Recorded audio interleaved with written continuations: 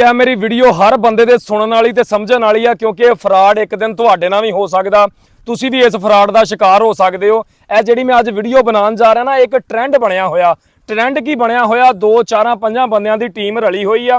अजकल किसी भी नंबर का डाटा कढवाना कोई मुश्किल काम नहींगा, जिन्ना फास्ट वक्त चल रहा।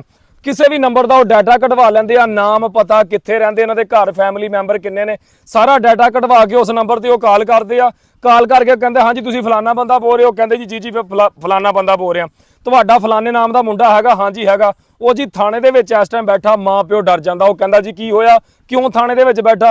वो जी किसी के घरे किसी कुड़ी नूं मिलन गया सी, जां किसी कुड़ी नूं डेट ते लैके गया सीगा, जां किसी कुड़ी दे नाल वाधा घाटा ज़नाह कर रहा सी, असीं उहनूं फड़ लिया। इस टाइम उन्होंने परचा कराता, थाने दे विच बैठा होया वा।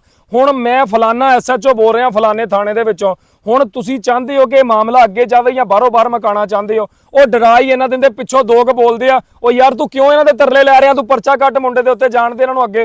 वो बोलदा नहीं नहीं यार मैनूं कोई शरीफ घर दा बंदा लगदा वा, ये फैमिली मैनूं चंगी लगदी आ, इज्जतदार बंदे लगदे, इन्हां दी इज्जत मिट्टी च मिल जानी आ। वो नाल ही घर वाला माँ प्यो जिहड़ा भी हुंदा वो बिल्कुल डर जांदा। वो कहंदा यार असीं बाहरों बाहर मामला मकाना चाहते हैं, लिहाजा तुसीं बाहरों बाहर मामला मका दो। वो कहंदे अगर बाहरों बाहर मामला मकाना तो सानूं 50,000 लाख रुपए की डिमांड कर दिंदे आ।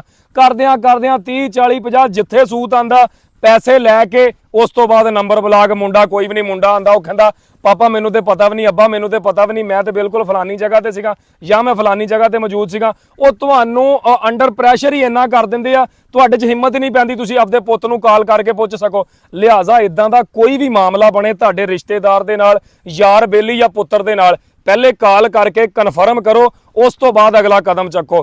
तो उम्मीद करदा मेरी वीडियो चंगी लगी होएगी, चंगी लगी होवे तो शेयर कर दिया करो, क्योंकि इदां दीयां गल्लां शेयर करनियां भी सदका जा रही आ।